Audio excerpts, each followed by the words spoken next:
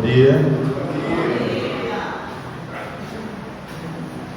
Eu quero que os irmãos abram suas Bíblias no livro de Apocalipse.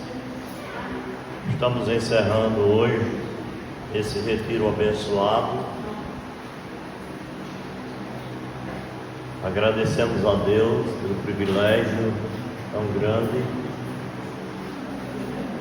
Agradecemos a Deus pelas bênçãos recebidas através das mensagens proferidas, mensagens que certamente trarão um conhecimento maior sobre a necessidade de sermos vigilantes, atuantes, abnegados, servirmos ao Senhor com alegria, com espontaneidade. Eu creio que todas as cartas, elas nos ensinaram lições preciosas, necessárias para o nosso dia a dia.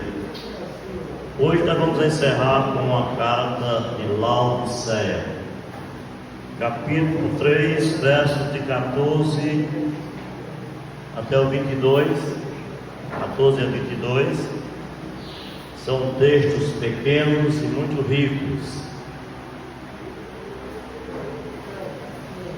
textos que nos trazem verdadeiras lições. Diz assim a palavra, Apocalipse 3, 14 a 22.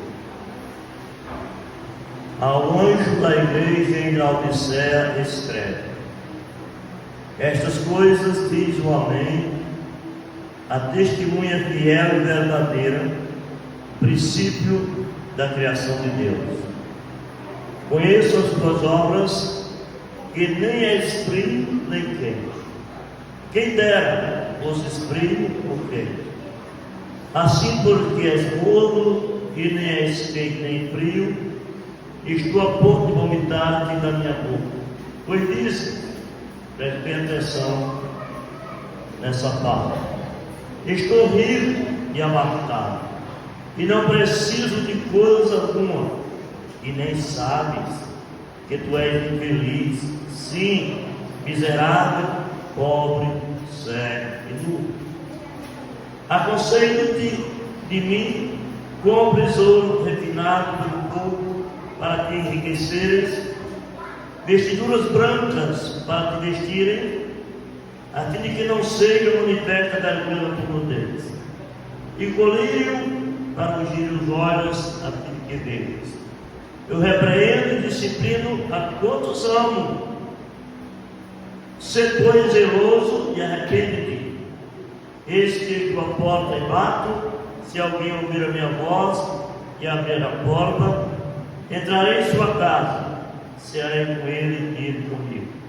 Ao vencedor dar-lhe-ei sentar-se comigo no meu trono, assim como também eu venci e me sentei com meu Pai no seu trono.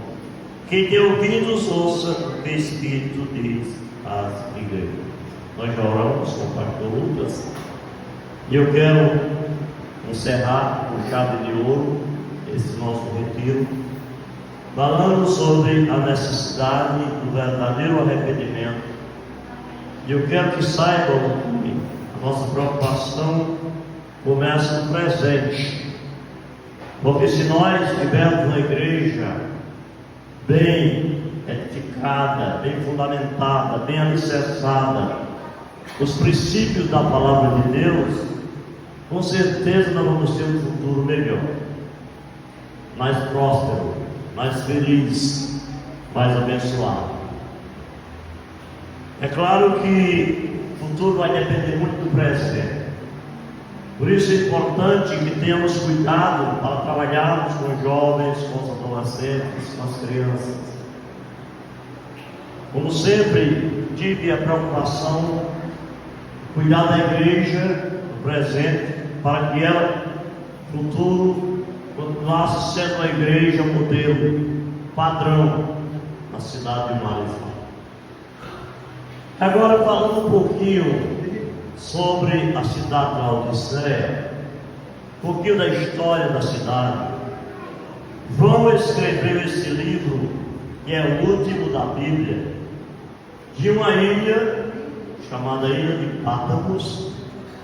E é bom que entendamos que João foi enviado para aquela ilha pelo imperador Domiciano, imperador romano, porque Domiciano tinha uma meta: calar todos os apóstolos. Então João era o único apóstolo vivo do colégio apostólico. Todos os outros apóstolos já tinham sido martirizados. E aí vem a importante pergunta: por que então João não foi martirizado? Porque Domiciano decidiu isolar João numa ilha no deserto. E é claro que o imperador tinha o objetivo de calar, fazer calar. Ele não tinha outra intenção. Só que Deus, ele estava no controle de tudo. O agir de Deus foi algo assim fundamental na vida de João. Ele foi enviado para aquela ilha por intermédio da vontade de Deus. Era necessário que João escrevesse um livro. E esse livro, certamente, que é considerado um dos mais importantes, porque encerra o Novo Testamento.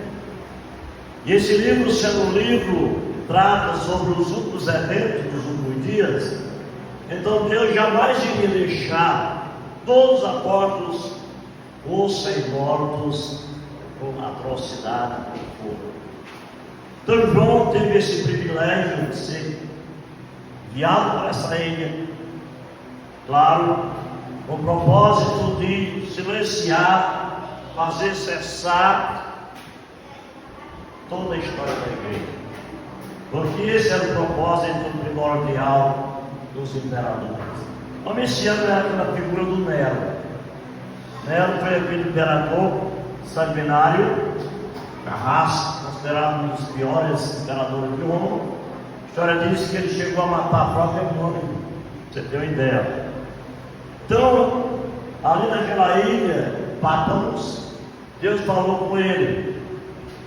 Poderíamos até ler o primeiro capítulo para percebermos como foi que João chegou naquela ilha. Mas foi algo assim extraordinário. E quando Deus começou a falar com ele ali, aconteceu algo assim sobrenatural. Então foi tão forte que a palavra diz que ele desmaiou. Foi necessário que Deus o levantasse para que ele retomasse de novo a sua vida, a sua memória, e começasse a escrever as 7 cartas e o Apocalipse como um todo. Agora, nessa carta, eu quero trazer para vocês 6 verdades. 6 verdades. Não fiquem preocupados, porque eu vou seguir na íntegra aqui meu esboço, para não perdermos muito tempo. Até porque eu considero essa a mais importante das cartas. A mais importante das cartas, e se nós não tivermos cuidado, não vamos demorar demais. Então vou seguir aqui o esboço, mas eu quero apresentar para vocês, elencar para vocês 6 verdades aqui. Primeiro, Jesus aqui é apresentado nessa carta como uma testemunha fiel e verdadeira, aquele que tem as credenciais para falar. Ele fala e cumpre o que fala.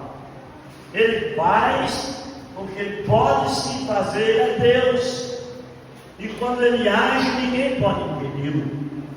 Por isso que a Bíblia diz ao anjo da igreja de Laodiceia, essas coisas diz o Amém, a testemunha fiel e verdadeira, o princípio da criação de Deus. Então ele faz o que ele pode fazer. Eu posso confiar em Jesus, porque eu sei que ele, sim, ele pode fazer tudo o que ele quer fazer. Quando eu oro, creio, eu sou ouvido e sou abençoado. Você também é ouvido, você também é abençoado. A Bíblia diz que Ele trouxe à existência todas as coisas que existem. Ele é o Todo-Poderoso e capaz de tornar o impossível possível. E quando Ele é o princípio da criação, naturalmente nós vamos deter desse assunto, mas é que Ele está presente. Você pegar, por exemplo, João 1:1, no princípio era o Verbo, e o Verbo estava com Deus, e o Verbo estava com Deus. Então você percebe que Jesus Cristo, Ele está presente na eternidade. Por isso, cremos na Trindade, Deus Pai, Filho e Espírito Santo. Porque Jesus, Ele apenas se tornou carne e habitou entre nós. E Maria, como sempre, se tornou objeto da concepção, aquela que foi agraciada para trazer Jesus ao mundo, para que Jesus fizesse a grande obra que todos nós conhecemos, todos nós já temos ouvido tantas vezes.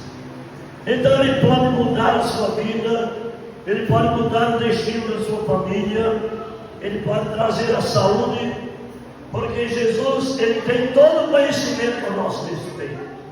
Ele tem um diagnóstico da nossa vida. Ele conhece as intenções do nosso coração. Sabe o que estamos fazendo. Tudo que acontece conosco. Porque Ele é onisciente, Ele é onipresente, Ele é onipotente. Então, primeiramente, a carta apresenta Jesus. Mostra Jesus. Tudo que Jesus fez por nós. Agora, eu quero também fazer uma aplicação geográfica dessa cidade, para que você possa entender melhor as razões pelas quais João usou algumas analogias aqui. Por que João usou essas analogias? Hierápolis, ou seja, Laodiceia, o evento da Laodiceia, era uma cidade muito rica, muito próxima, e muito perto, porque ficava próximo ao Rio Rio. Próximo dessa cidade existiam outras duas cidades, uma se chamava Hierápolis e outra Colossos. Ficavam mais ou menos a 8 quilômetros dessa cidade.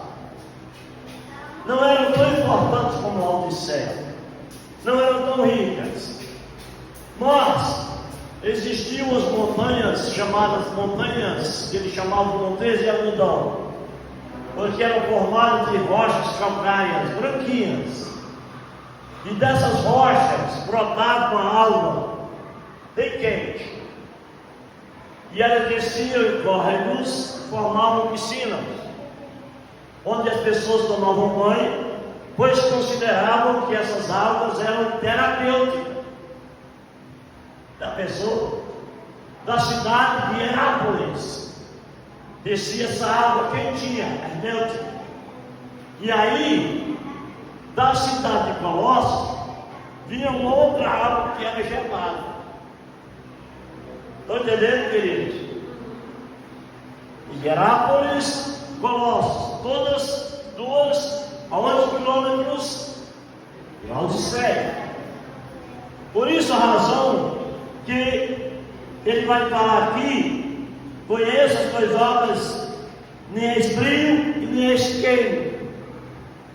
Por quê? Porque de Hierápolis desciam essas águas terapêuticas e formavam piscinas onde as pessoas tomavam banho, e de Colossos águas frias. Então elas se misturavam e formavam água não muito saudável para o consumo humano, mas que as pessoas consideravam que essas águas elas curavam. Elas curavam. Então essas águas elas se juntavam e formavam uma água não muito saudável, não muito potável, mas tinha a sua importância, pelo menos na cabeça dos habitantes na cabeça de todas aquelas pessoas que desciam até ali para tomarem banho, para se curarem de sua enfermidade.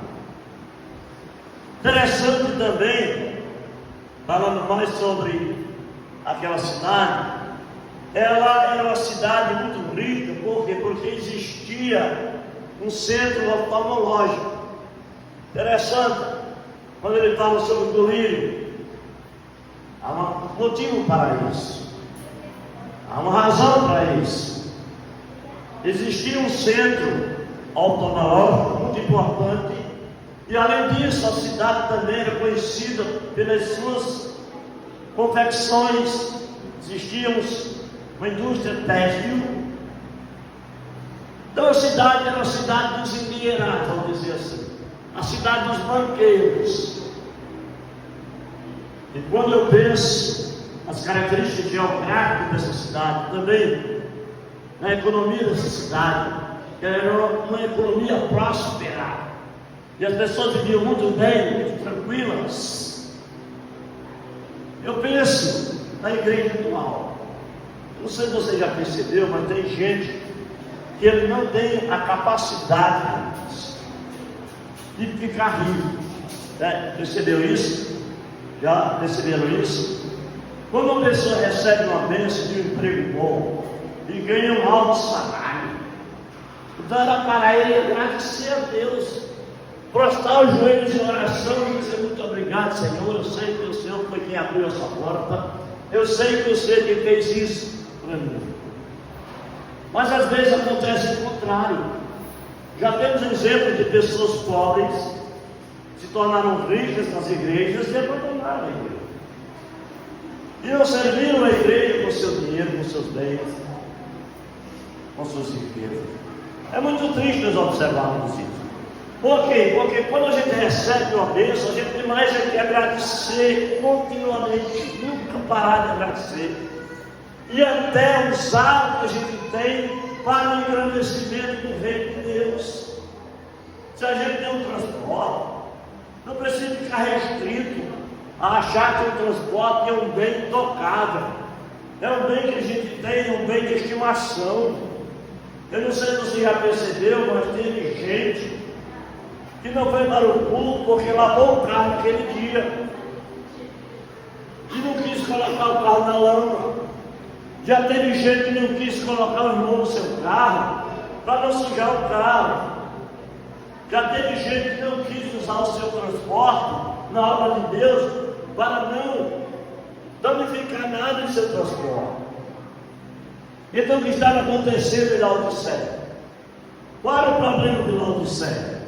O povo abastado, endinheirado, rico, nadando em prosperidade, nadando em dinheiro, e agora essa prosperidade da cidade estava trazendo prejuízos para a vida espiritual.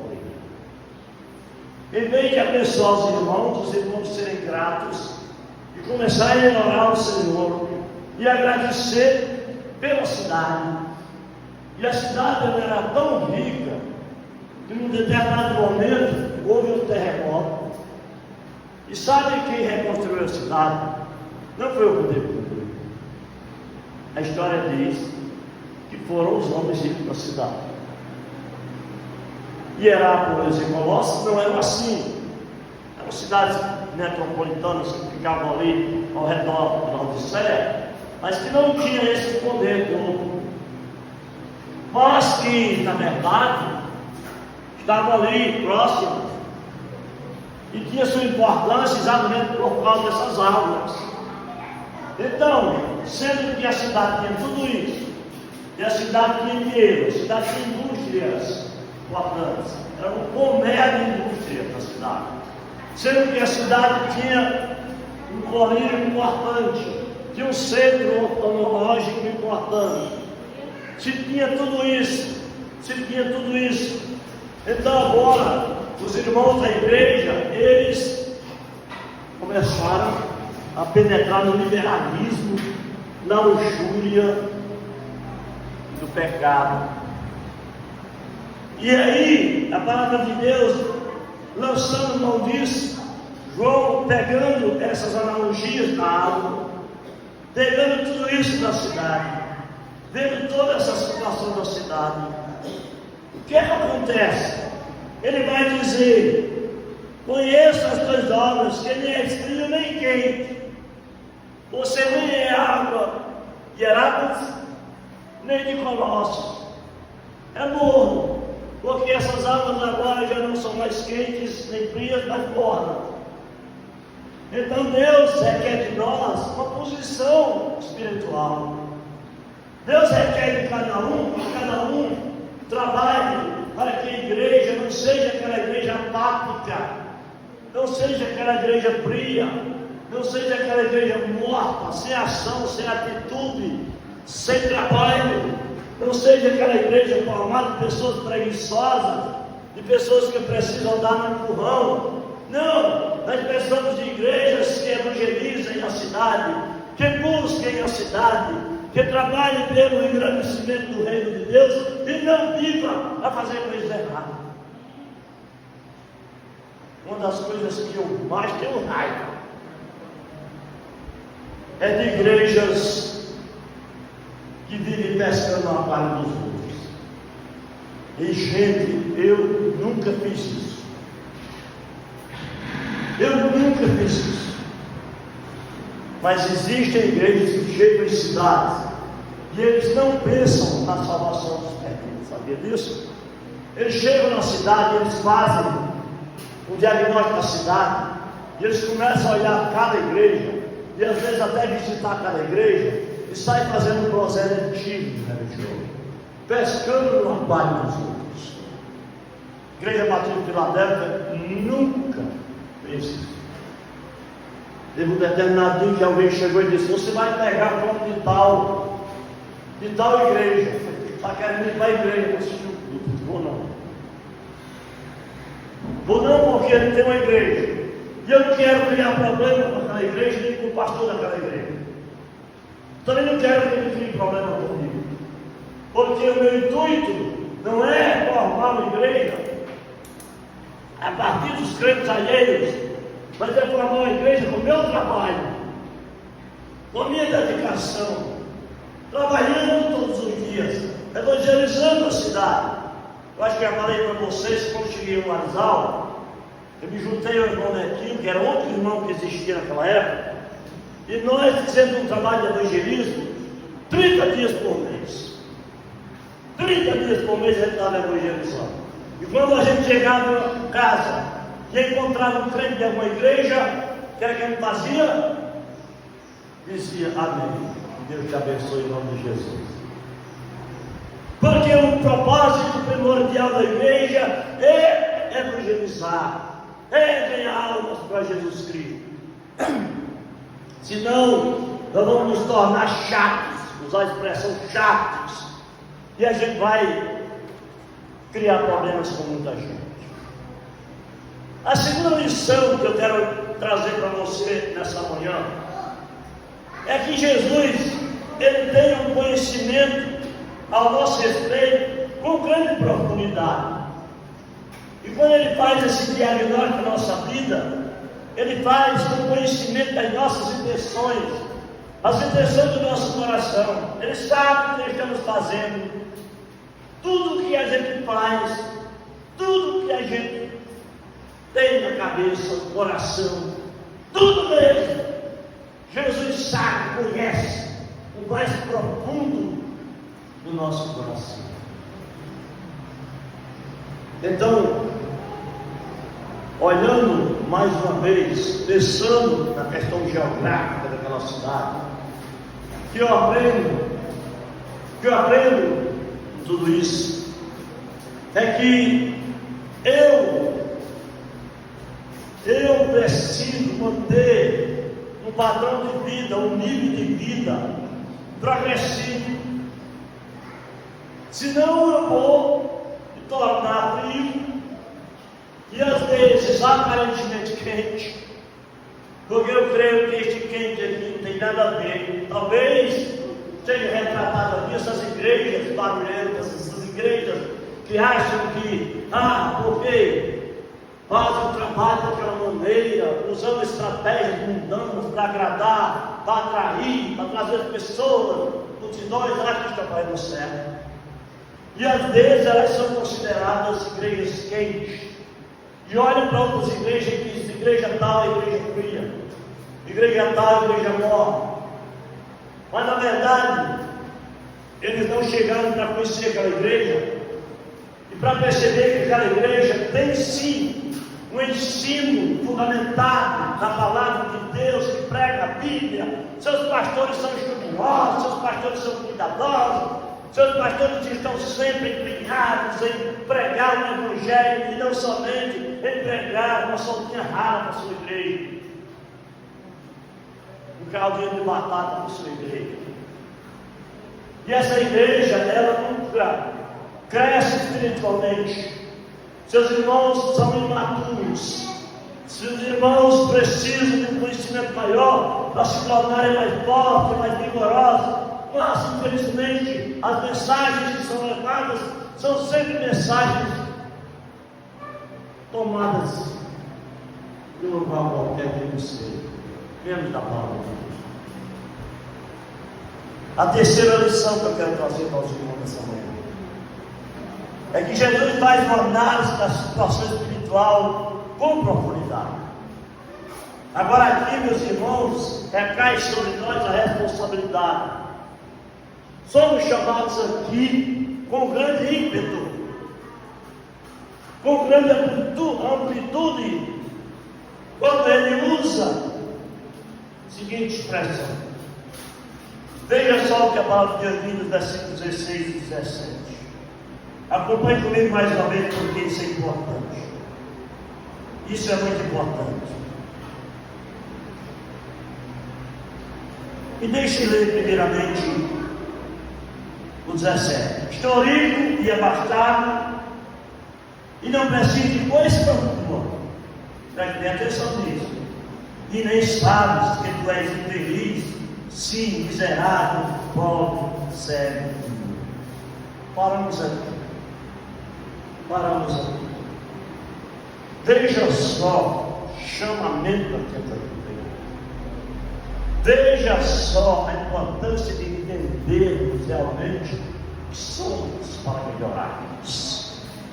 Você talvez já tenha conversado com irmãos que gostam de ostentar espiritualidade.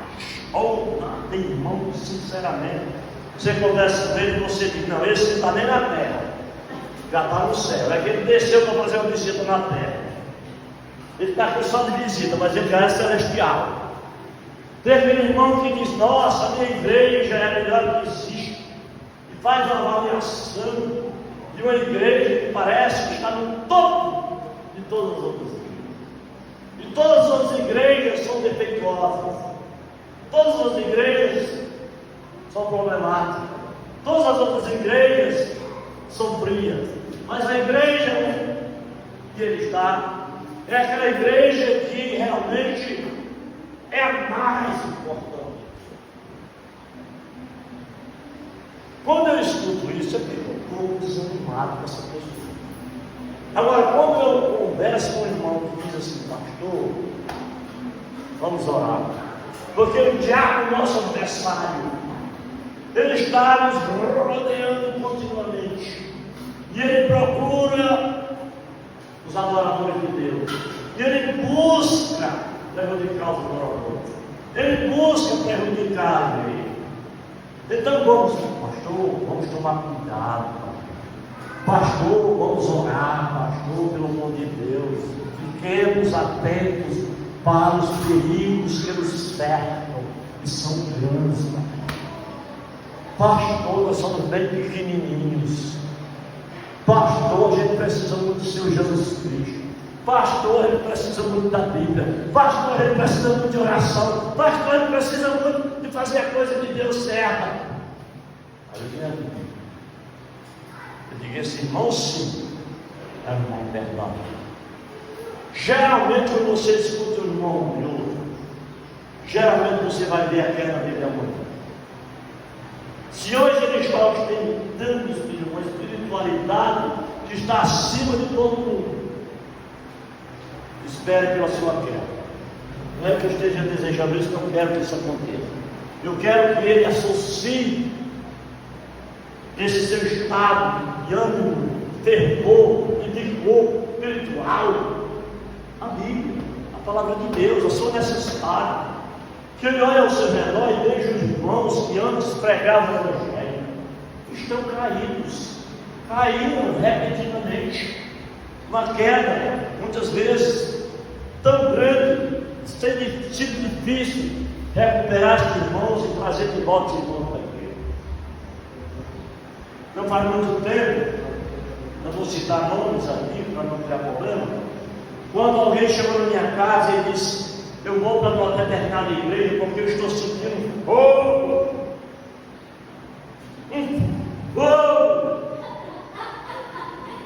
Um fogo. É algo que eu não sei nem explicar, pastor. Como é que é? Desculpa, pastor, mas eu vou mudar de coisa. E só avisar para você, eu disse, nem precisava você me avisar. Pode ir. É um problema com isso. É interessante que a maior parte desses foram lá em casa, estão no mundo hoje. Não estão na igreja. Lamentavelmente não estão na igreja. Pelo fato de terem pensado que eram intocáveis, que tinha força do Espírito atuando de uma forma espetacular em suas vidas, que agora eles já não precisavam de mais nada, que eles eram de Laodiceia, que eles diziam: olha, nós estamos ricos e abastados. Naturalmente, os irmãos de Laodiceia pensavam nas riquezas materiais. Claro, se a cidade era rica, se tinha muito dinheiro, se tinha muitos bancos, se tinha muitas indústrias, se tinha tudo isso, se podia tomar banho num lago, numa piscina, e achar que aquelas águas eram águas terapêuticas, então não havia necessidade mais de buscarem água. Agora é relaxar, é só relaxar, não se lê mais Bíblia, não se ora, não se busca mais a Deus, não se vai mais para a igreja, é preciso viver no empurrão. O pastor tem que estar lá toda semana, vamos, porque se a gente não for lá toda semana e empurrar, ele não vai, porque ele se tornou aquela pessoa distraída, ele não quer mais nada, mas às vezes ele vai, porque ele gosta do pastor, ele gosta do irmão, porque às vezes ele não quer fazer tão feio, então ele vai. Mas ele não vai com gosto, vai com satisfação, não vai com prazer.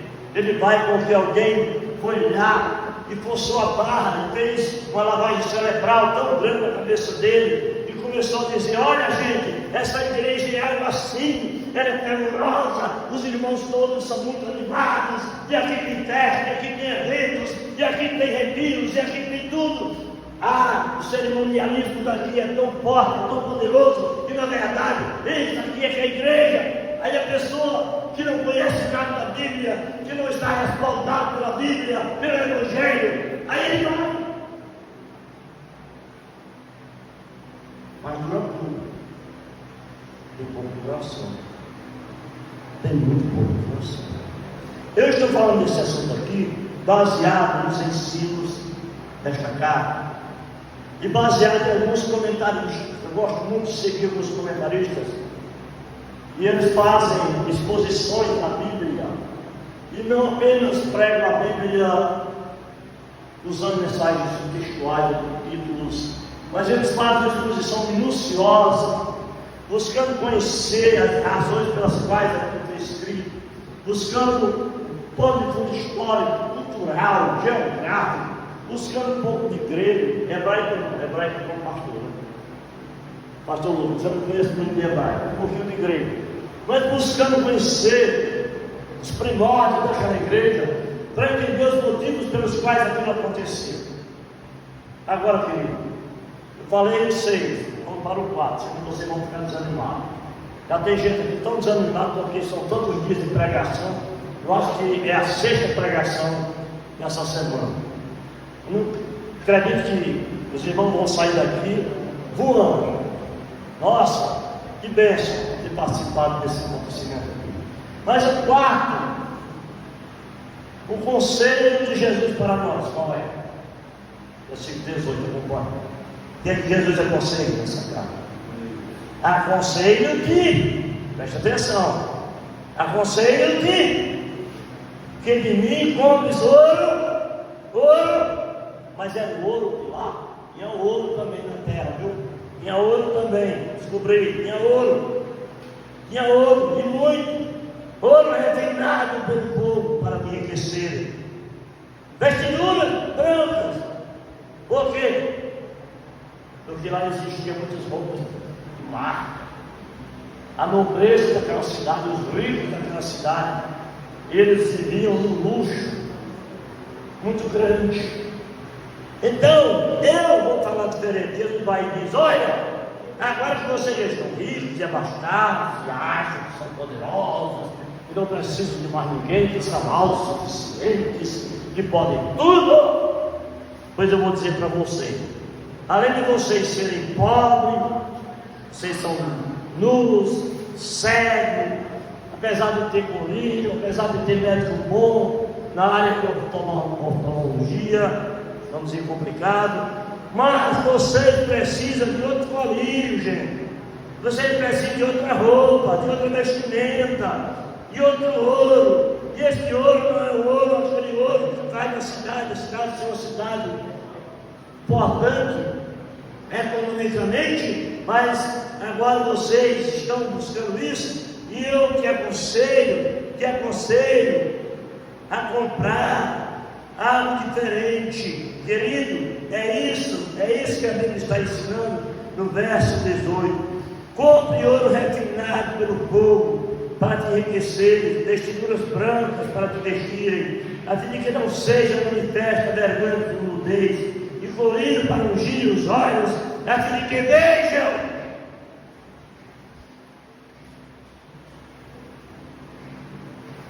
E a gente sabe muito bem, olhando a analogia aqui da vestura branca, que a vestura branca, de novo, está falando das capas, tem tudo a ver com pureza. O que mais Deus requer de nós, queridos, é pureza. Pureza. Não vai fazer sentido nenhum a gente fazer um esforço tão grande a regimentar um grupo de mulheres para ir para uma cozinha dessa trabalhar, que foi brincadeira, que foi trabalho. Cadê as cozinhas do produto aqui? Não, porque a gente tem que bater palmo para ela. Vamos lá?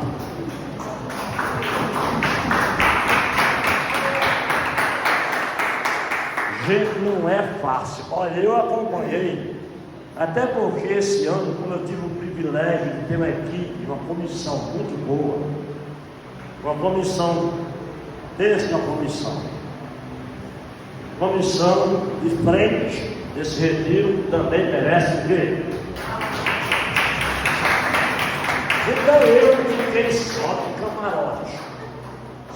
camarote, estudando, acompanhando, tudo direitinho, para chegar até aqui, irmão, não é brincadeira não, para saber quantos quilos de arroz, de feijão, de açúcar, de carne, para todo mundo comer e não reclamar e sair daqui com a barriga bem cheinha, não é fácil.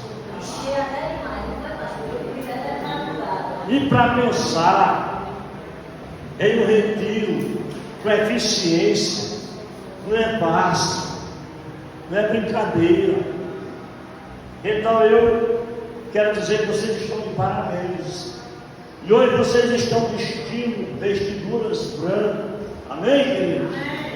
E não mais aquelas roupas provocantes, para instigar os olhares gananciosos dos homens imorais, devassos, depravados.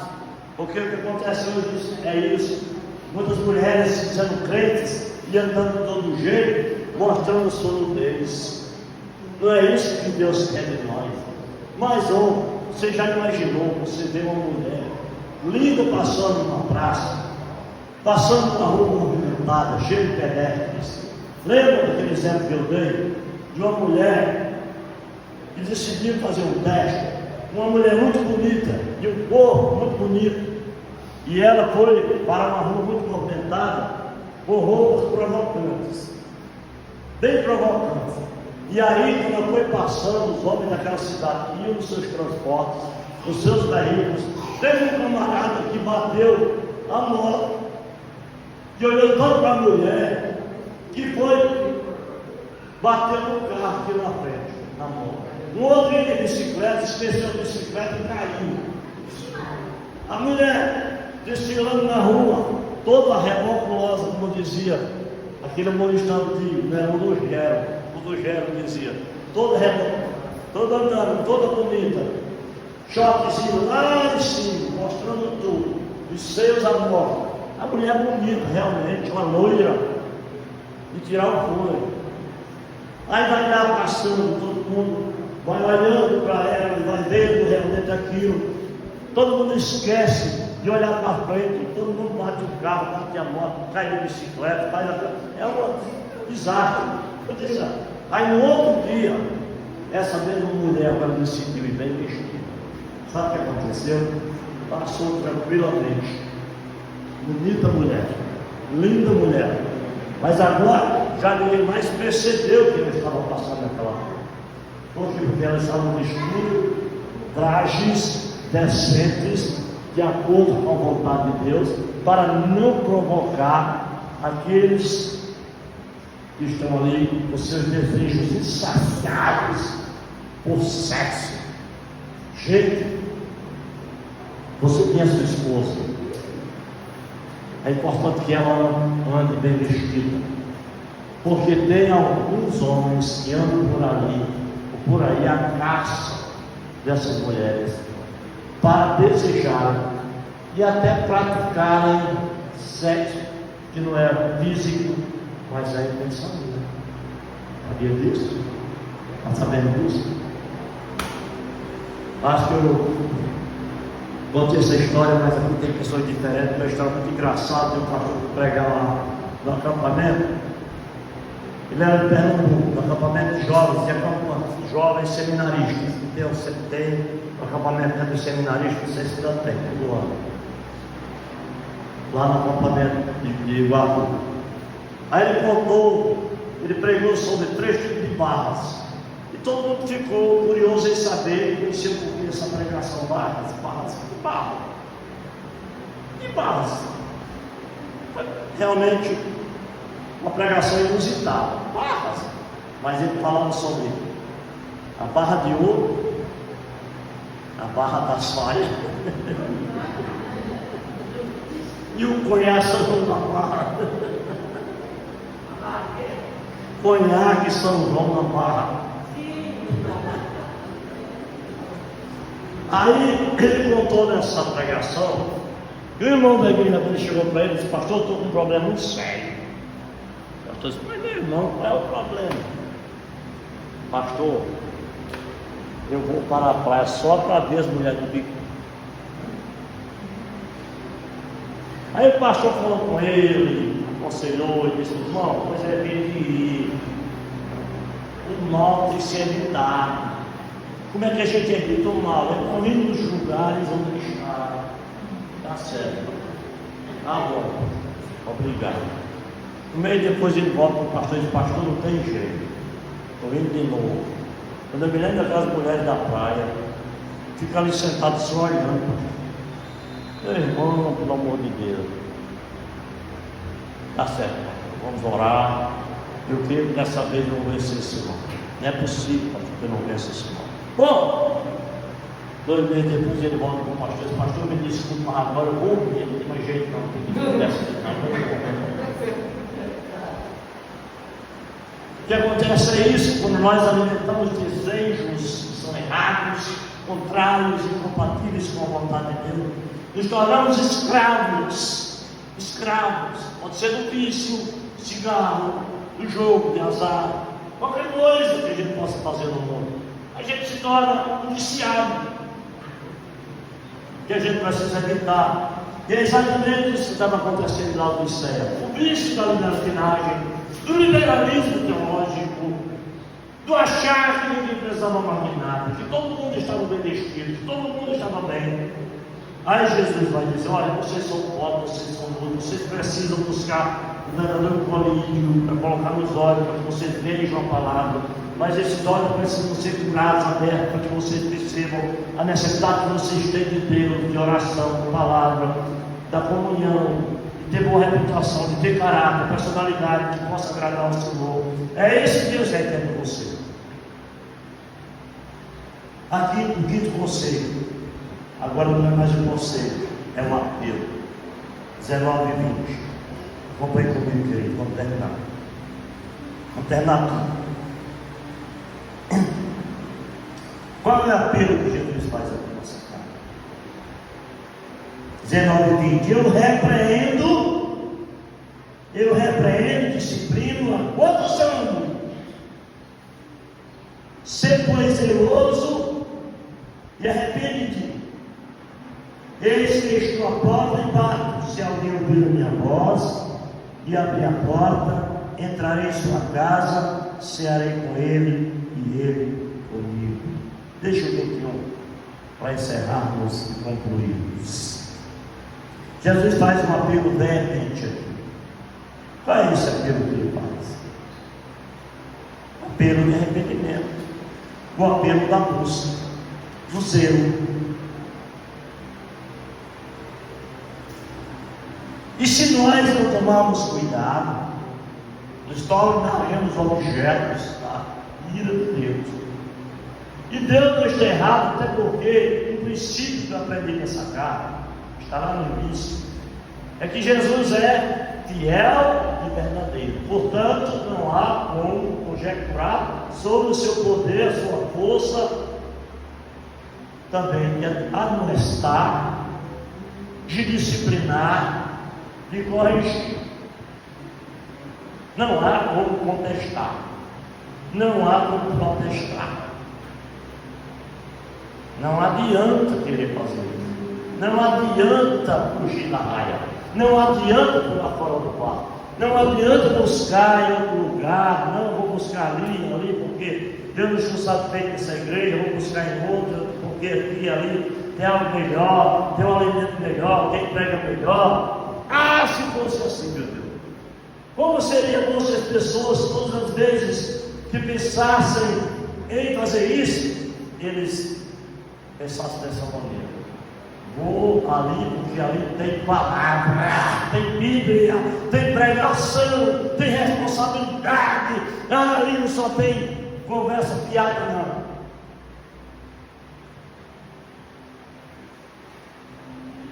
Até que a gente poderia entender melhor.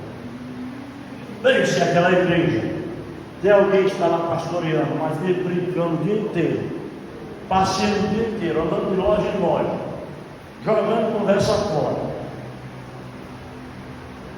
aí você, naturalmente, tem até motivos. Eu diria meus motivos. Por isso, durante todo esse tempo da minha vida, eu sempre procurei mudar alguma coisinha, não muita coisa, mas pelo menos alguma coisa, em relação até a maneira como eu prego. Viu, pastor Lucas Moura? Quando eu comecei a pregar aqui em Xerambubi, havia lá um pedestal que era uma mola. Já conhece aquela mola? Você bota ela do jeito que você quer. Se você é alto, você levanta, se é baixo, você baixa, para o lado, para o direito, para a esquerda. Então, estava lá, no púlpito, aqui. Eu não ia fazer nada, não, porque o pastor, quando chega na igreja, viu, pastor Lucas? Eu me lembro quando eu fui para Xerambubi, e eu dou recém-formado do Senado Batista do Cariri. Eu estava, sinceramente, amedrontado, não posso negar. Pastor João, primeiro ministério, igreja grande, cheia de homens de todas as idades, homens e mulheres, jovens e crianças, anciãos, pastores, ou seja, diáconos. Cheguei amedrontado. Eu liguei para meu pastor. Quem era meu pastor, meu guia? Pedro Brooks. Pastor Pedro Brooks. Estou chegando aqui em Xaramubim, estou sozinho. Pastor Raimundo, que era americano, veio, irmão de Alô, foi embora, deu as costas. Eu fiquei só. Sabe o que foi que o pastor me aconselhou? Nunca me esqueci disso. Pastor Pedro Brooks disse: Pastor William, não pude nem a posição do seu cabelo. Pronto, agora deu bronca, viu? Existia um violão, pastor Lucas, escondido, porque o único instrumento que podia ser usado era o teclado.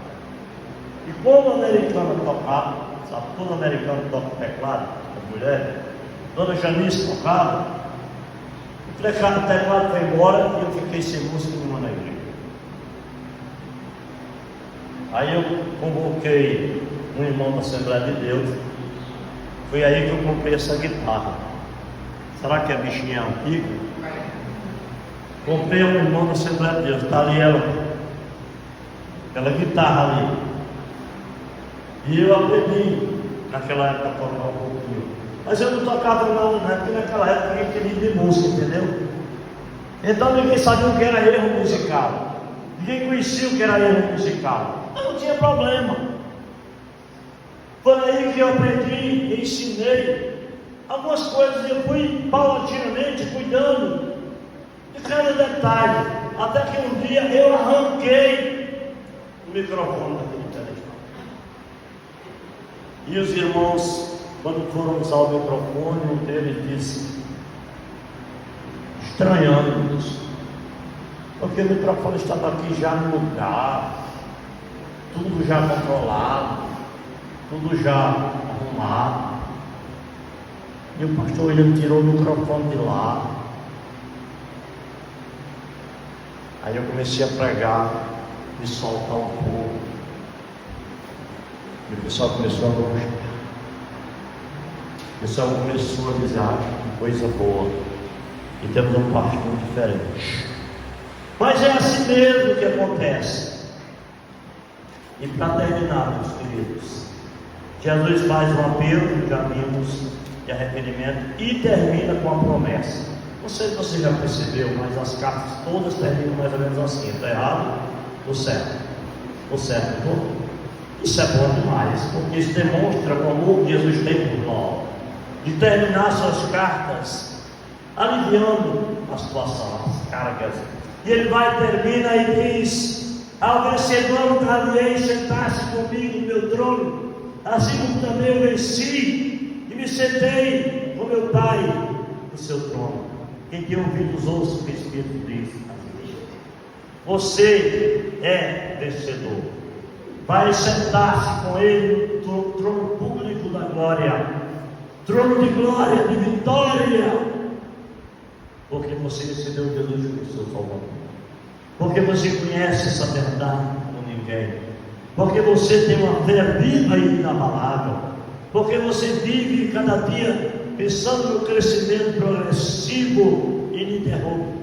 Não está estagnado, não está parado, mas está vivendo sempre nessa sequência de mudança para alcançar o prêmio, para viver algo diferente, para viver o esplendor da glória da sua fé. Porque eu imagino que o encontro com Jesus naquele dia vai ser o esplendor da nossa glória. Se não, irmãos, tudo que foi feito, o que faremos daqui para frente, será perdido, será em vão, debalde é fazer as coisas pensando apenas momentaneamente. Talvez alguns pensem assim: o retiro foi tão bom, porque a gente teve comida boa, a gente teve conversa boa, todo mundo viveu bem esses dias, tranquilos, distante da folia. Foi tão bom, foi, mas o mesmo é o que vai acontecer amanhã. É o que nós vamos observar de hoje em diante, pastor. São as mudanças que virão e serão percebidas de hoje em diante. Se o nosso retiro não proporcionar essa vida diferente, ele vai perder totalmente a sua essência. Não vai ter significado. Não vai ter significado. Quero dizer, terminando, infelizmente, muitos não estão aqui mais. É assim que ele retiro. Final. Eu queria que todos estivessem aqui, para que eu visse essa palavra final. Quer dizer que, primeiramente, eu fui abençoado, e sentando cada dia, eu nem tenho mais um gabinete pastoral. Estou um pastorzinho bem relaxado agora, tem um pastor novo, rapaz, com escritório lá, coisa mais linda do mundo, computador de última geração, tudo tecnologicamente organizado. E eu estou com meus livros lá no meu estante, até já doei no monte. Estou pensando até em doar meus livros, sabe por quê? Porque depois de 40 anos, pastor, se um pastor não só no púlpito para pregar algo, é porque realmente o tempo foi perdido. Até estou separando uma agenda, estou pedindo uma agenda, espero que não peça mais não. Não, por Deus, espero que ninguém me peça mais. Olha, não, meu acervo, é meu acervo. É meu acervo. Espero que ninguém me peça mais, porque eu não dou. Mas eu vou dar essa irmã porque eu quero ver mais a ela. Eu não tenho mais essa irmã. Mas, por que está acontecendo isso? Porque eu sei que Deus tem me usado assim. Por que eu gosto de colocar essa talvez seja a última, né? Não sei. Porque primeiramente aquela palavra ela tocou o meu coração. Quantas vezes eu orei, quantas vezes eu orei agradecendo, Senhor, eu só estou aqui até hoje, até conversando com o pastor da Assembleia de Deus, ontem parou aí para consertar o carro, aí eu me aproximei do carro e era o pastor da igreja, a Assembleia de Deus, de uma cidade muito perigosa. Vamos matar aquele prefeito, me ajuda a lembrar dessa cidade. João Dias. O pastor João Dias. E ele me perguntou, pastor, você está há quanto tempo no ministério? Eu estou há 32 anos só na igreja. Como é que é, pastor? Eu estou há 3, pastor, já estou.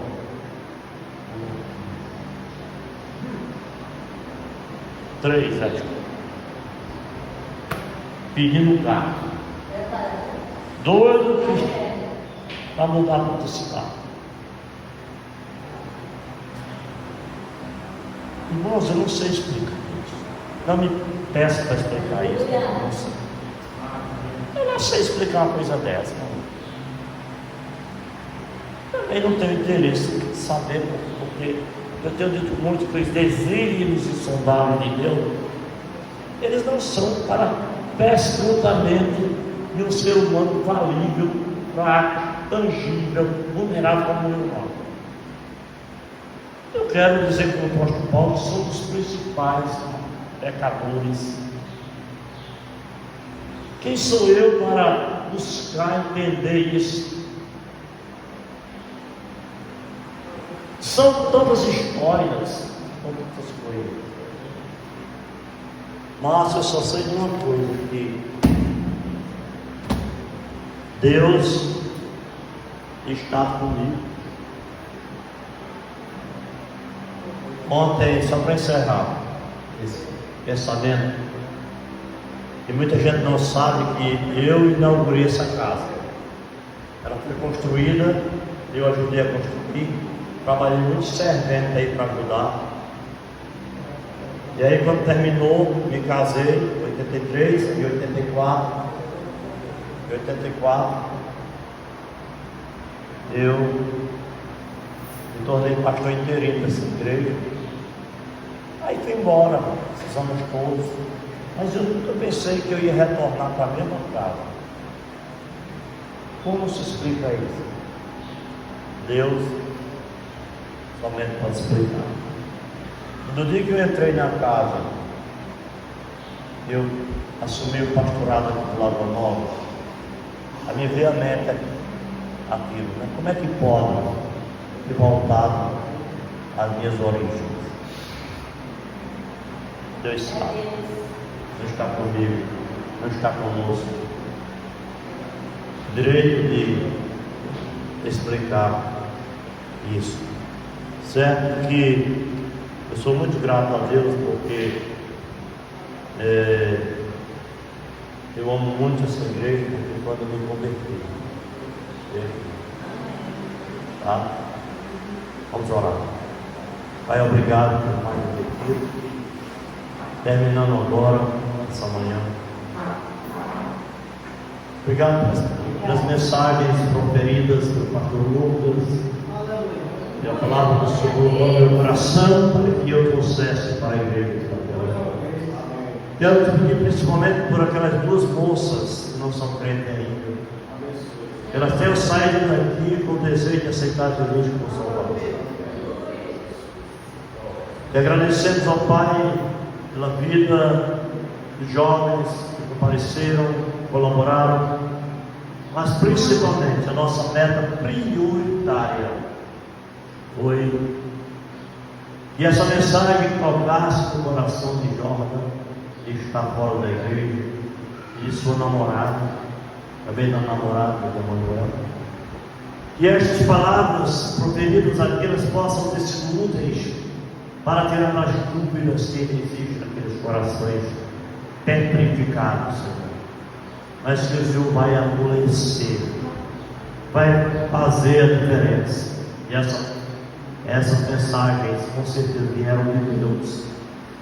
Mas também para que a igreja adquirisse